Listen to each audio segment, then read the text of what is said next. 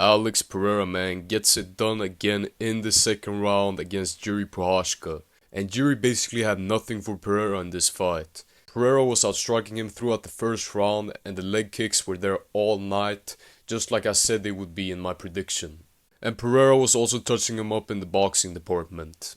Jiri really had to do two things in order to have a chance of winning this fight. And those two things were utilizing his grappling in order to cancel out Pereira's striking and being really aggressive on the feet like he was in the first fight. And Jiri really didn't shoot a lot of takedowns. I think he only shot like one, but failed and ended up pushing Pereira up against the cage instead.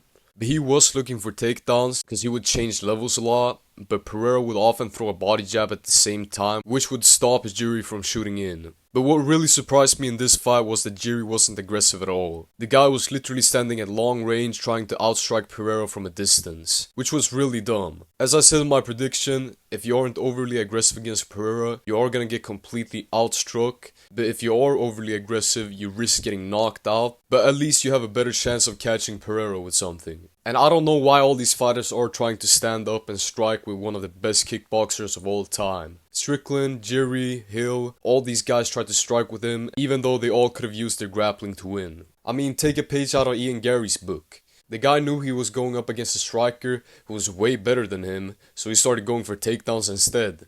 I do feel bad for Jiri though, the guy's really entertaining to watch, and I hope he bounces back and doesn't become the next Tony Ferguson. But anyways, a lot of people want Pereira to move up to heavyweight now, but I actually think he should stay at light heavyweight to fight Ankalaev, which stylistically is a bad matchup for Pereira, but I actually have a weird feeling that he would actually beat Ankalaev. And if he would beat Ankalaev, depending on if Israel Adesanya beats DDP, but let's say he does, I think Israel Adesanya should move up and fight Alex Pereira at light heavyweight, so Alex Pereira can get that loss back in blood. And yes, I do think Pereira will win that rematch, especially at light heavyweight. Because at light heavyweight, Pereira is just a different animal. He's not as weight drained, and it seems like he's a lot more powerful. And I guess I can also talk a little bit about Ian Gary versus MVP. And I did get this fight wrong because I didn't think Ian Gary would use his grappling. But I was very correct when it came to the striking. MVP was a lot faster than Ian Gary, and Ian Gary really didn't have much for MVP on the feet, as we saw in the second round. MVP also used his blitzes really well against Gary, but the thing is that MVP has such bad grappling, man, really horrible grappling. And they both lost a lot of hype in this fight, but I would mainly say that Ian Gary gets the blame for this fight being boring. The guy shied away from the striking, even though he said he would be faster and all that, he would be a better striker. But yeah, Ian Gary fought like a coward. Doesn't surprise me though. The guy does lose to a lot of these top guys. Anyone with good striking and decent grappling basically folds him.